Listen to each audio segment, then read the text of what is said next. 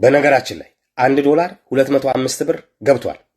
ኦህዴድ መራሹ ብልግና ፓርቲ እና ቡችሎቹ እንደ አማራ ትግራይ ላይ በተኮሱ ማግስት የትግራይ ኃይሎች በአፋር በኩል የጅቡቲን መስመር ማጥባታቸው ሲታወቅ የፍጆታ ዕቃዎች በአንድ ጊዜ ንረዋል። ኦህዴዶችም ንብረታቸውን ወደ ውጪ ለማሸሽ ዶላርን በውድ ዋጋ እየሸመቱ ነው። ባይ ዘ ዌይ ኢት ኢዝ ዘ ቢጊኒንግ ኦፍ ዘ ኤንድ።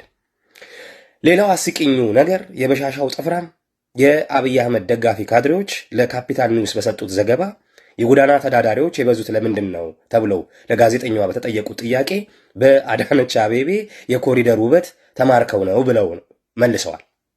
የአራተኛ ክፍሉ መሐይም ካድሬዎች። ሌላው አሳዛኝ መረጃ ደግሞ በፈረንሳይ ሀገር ቅኝ ተገዝተው የነበሩ የአፍሪካ ሀገራት የችርቻሮ ዘርፍ ላይ የተሰማራ የፈረንሳይ በዝባዥ ኩባንያ የኢትዮጵያ ውስጥ አስገብተውታል። ጉሊት ሆይ ደህና ሰንብች እንላለን። ከወዲሁ የስንት ደሃ እናቶች እንባ እንደሚታወስ አስቡት። የስንቱ እናት ጉሮሮ እንደሚዘጋ አስቡት።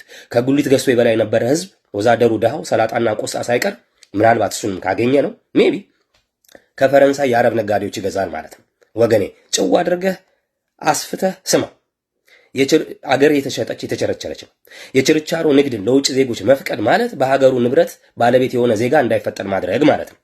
በ21ኛው ክፍለ ዘመን ድህነትን ማሸነፍ ወይም ተረት ተረት ማድረግ እንደሚቻል ለዓለም ያሳየች ከ7 ዓመት በፊት ሀገሬ ኢትዮጵያ ዩናይትድ ኔሽን እውቅና ሰጥቷት የነበረችው ኢትዮጵያ በድህነት ከ193 ሀገራት 189ኛ ይዛለች። በዚህ ሰዓት የዩኤን የዓለም የምግብ ድርጅት ይህንን አረጋግጧል። ሌላኛው መረጃ በኢትዮጵያ 129 ሚሊዮን ህዝብ በድህነት ውስጥ ነው ብሏል ማለት ነው ዩናይትድ ኔሽን። ይሄ ማለት 98% የኢትዮጵያ ህዝብ ድሃ ነው ማለት ነው። በሌላ መረጃ ግብጽ በጅቡቲ የወደብ አገልግሎት ለመክፈት ተዋውላለች። ዜናው የካፒታል ኒውስ ነው፣ የኔ አይደለም። ለኢትዮጵያ የወደብ አገልግሎት ኪራይ ለመስጠት የተዋዋለችው ግብጽ ናት። እድሜ ለበሻሻው ለአብይ አህመድ አቡጥጦ አህመድ። ኢትዮጵያን 330 ዲግሪ ግብጽ ከባ አርፋለች። ህዝቤ ጦርነት አንገሽግሾታል። ቅልብተኛው ካድሬ ለአዲሱ ጦርነት ቃምጧል።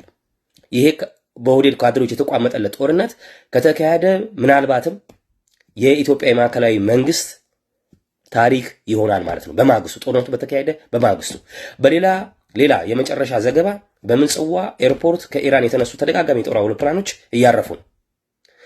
ከቀናት በፊት መለያው ኢደብሊው 505 የተሰኘ አውሮፕላን ከኢራን ዋና ከተማ ቴሄራን ተነስቶ ኤርትራ ምጽዋ ላይ አርፏል። ይሄ የጭነት አውሮፕላን መሳሪያ ይዞ እንደመጣ ነው የተረጋገጠው። በዚሁ ጋር በተያያዘ ከሳውዲና ግብጽ በቀይ ባህር አካባቢ ወታደራዊ ልምምድ አድርገዋል። የሁለቱ ነዳጅ ሀገራት የሳውዲና የዩናይትድ አረብ ኤምሬት ቤተሰባዊ እልህ ኢትዮጵያ መወጫ እንዳትሆን ወገኔ ንቃ። ባላችሁበት ይሄንን ወራዳን ነውረኛ ዘረኛ ስርዓት የምትችሉትን ሁሉ ጠጠር መወርወር ጽድቅ ነው፣ ጸጋ ነው። ድል የህዝብ ነው። ባላችሁበት ይመቻችሁ።